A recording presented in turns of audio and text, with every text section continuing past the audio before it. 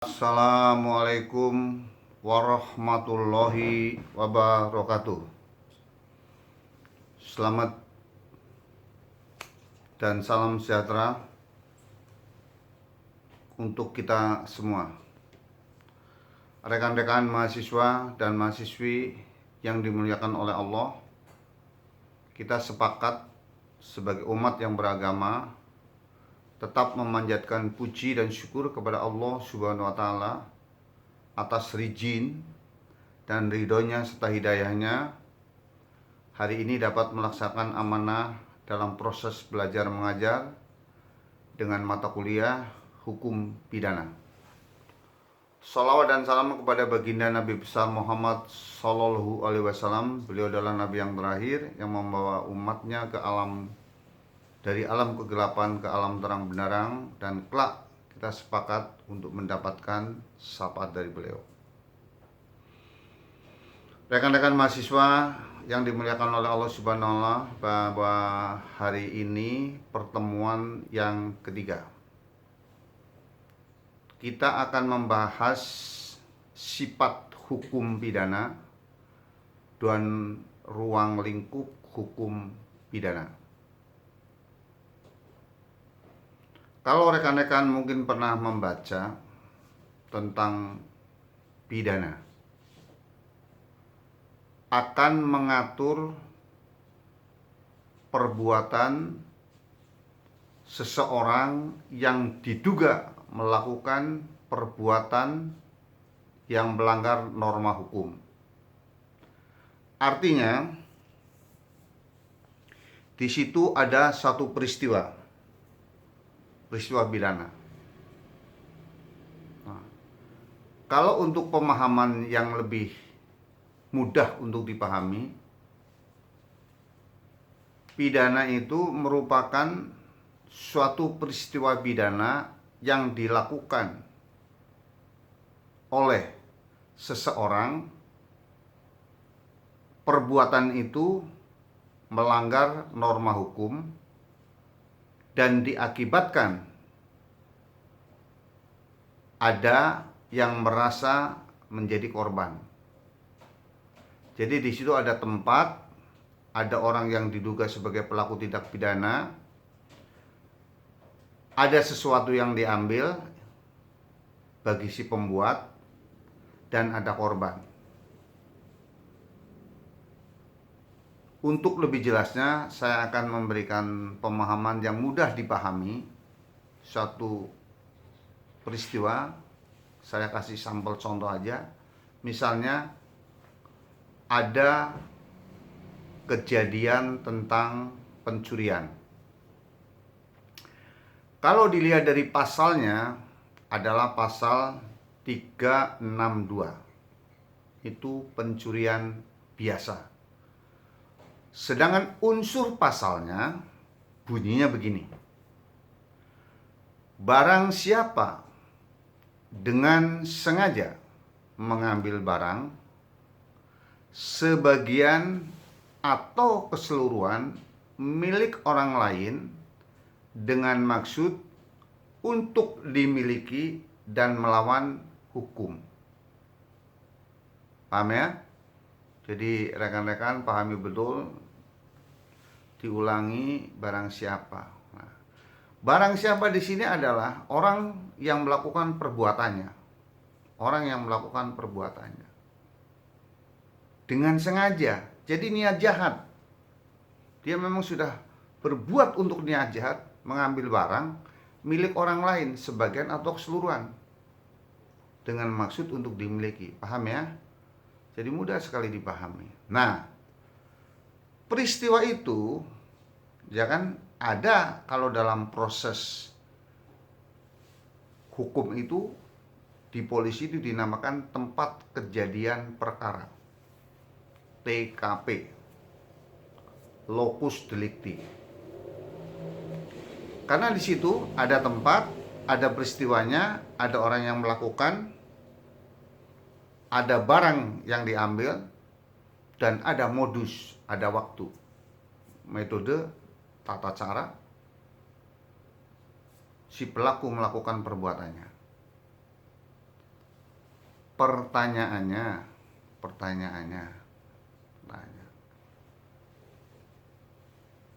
kalau peristiwa pidana kejadiannya taruhlah di lokasi IAIN Kudus, di tempat rektorat terjadi pencurian sepeda motor, ya kan? Di mana yang berhak untuk melakukan penegakan hukumnya dalam persidangannya nanti? Nah, itu nanti akan saya jelaskan berikutnya ya, akan saya jelaskan. Jadi pada intinya bahwa perbuatan pidana itu ada orang yang melakukan perbuatannya, ya kan? Ada norma hukum yang dilanggar, ada barang yang diambil, ada satu kerugian. Tuh yang tadi kasih contoh. Rekan-rekan mahasiswa sudah jelas ya. Nah, sekarang timbul satu pertanyaan lagi. Ini pemudahan gampang nih. Di Indonesia ini kan sering memunculkan seperti kayak contoh pencurian kau yang duga pelakunya Mbok Mina, ya kan? Persepsi masyarakat, anggapan masyarakat bahwa hukum di Indonesia ini lebih cenderung tajam ke bawah, tumpul ke atas. Pertanyaannya lebih cenderung ke arah sana. Jawabannya apa? Kalau kita berbicara tentang hukum pidana, Mbok Mina adalah orang yang diduga sebagai pelaku perbuatannya, pidananya. Barang siapa itu Mbok Mina. Yang diambil apa? Kakao. Milik siapa? Milik PT. Dia merasa dirugikan. Jadi tentang kerugian itu bukan menjadi satu ukuran, karena perbuatan pidana yang dituntut adalah perbuatannya, niat jahatnya, bukan kerugian yang ditimbulkan. Paham ya?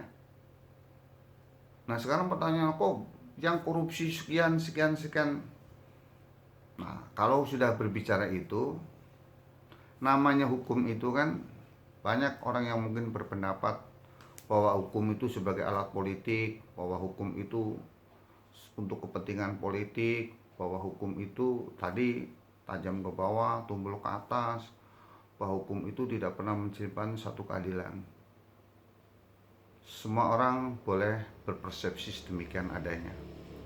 Akan tetapi penyimpangan yang disebutkan tadi itu bukan hukum yang melakukan penyimpangan. Kalau hukum merupakan suatu sistem pembuktian. Nah, sekiranya misalnya tidak muncul satu nilai keadilan, terus yang dianggap sebagai kezaliman, pertanyaan saya akan bertanya sama rekan-rekan mahasiswa, siapa yang melakukan kezaliman itu? Kan bukan hukumnya, bukan piranti lunaknya, tapi adalah oknumnya. Oleh karenanya saya sebagai dosen pengampu hukum pidana, apalagi saya ini ya boleh dibilang Pak Polisi, saya tidak mau rekan-rekan mahasiswa berpikir seperti itu. Hukum di Indonesia harus bermartabat. Karena apa? Asasnya jelas. Cepat, murah, biaya ringan. Di mana letak susahnya? Di mana coba letak susahnya? Cepat, murah, biaya ringan. Yang ketiga jelas lagi tujuannya. Pernah saya sampaikan bahwa tujuan hukum itu apa? Mencari kepastian, mencari keadilan, dan mencari kemanfaatan. Hidup di Indonesia, dasar hukumnya berkiblat kepada Undang-Undang Dasar 1045. Dan suatu kumpulan peraturan. Berarti hukum itu tidak serta-merta dimunculkan pasti melakukan satu proses penelitian yang ada di masyarakat.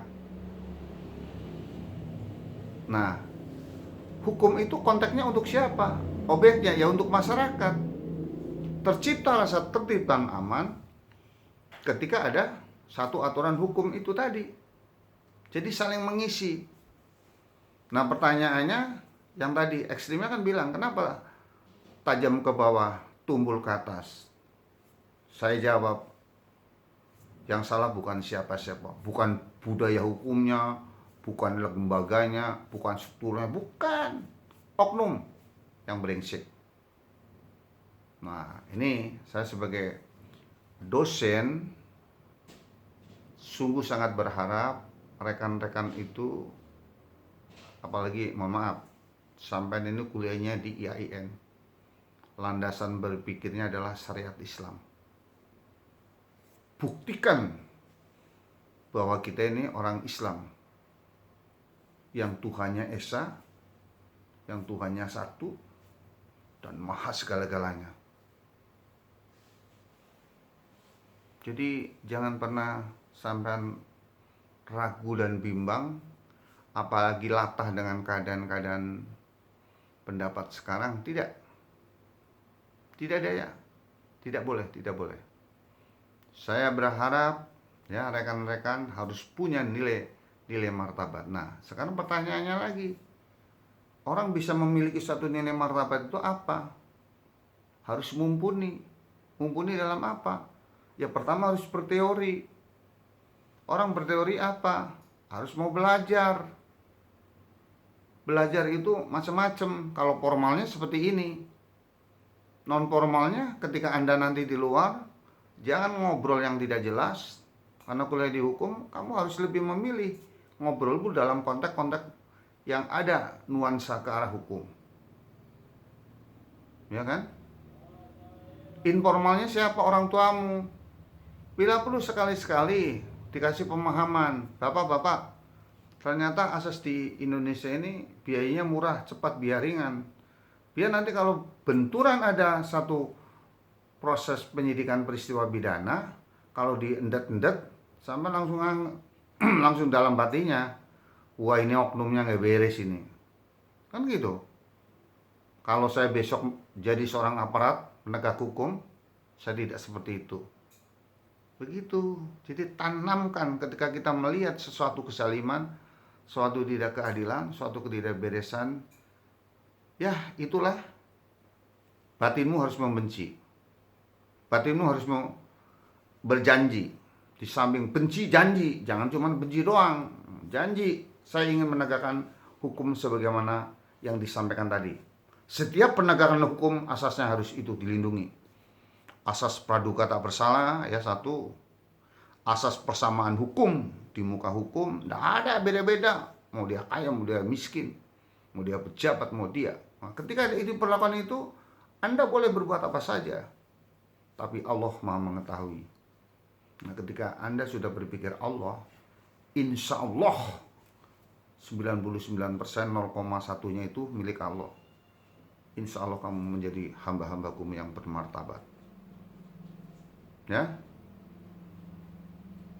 hukum ini kan ibarat apa sih? Sesuatu tulisan yang diarahkan kepada itu. Nah ini. Nah, sekarang pertanyaannya, asasnya tadi ya. Sekarang misalnya terjadi suatu peristiwa, tadi saya kasih contoh pasal 362 pencurian. Kadang orang mungkin muncul satu tidak keadilan. Karena di dalam pasal 362 pencurian itu sampai pasal 365. Pertama itu pencurian biasa. 363 pencurian dengan pemberatan. Ada 5 kriterianya pencurian dengan pemberatan. Satu, ya saya ini hafal aja ya. Saya nggak ngeliat kitab undang hukum pidananya. Pencurian dilakukan pada malam hari. Definisi malam itu apa? Sejak terbenamnya matahari sampai terbitnya matahari, itu definisi malam.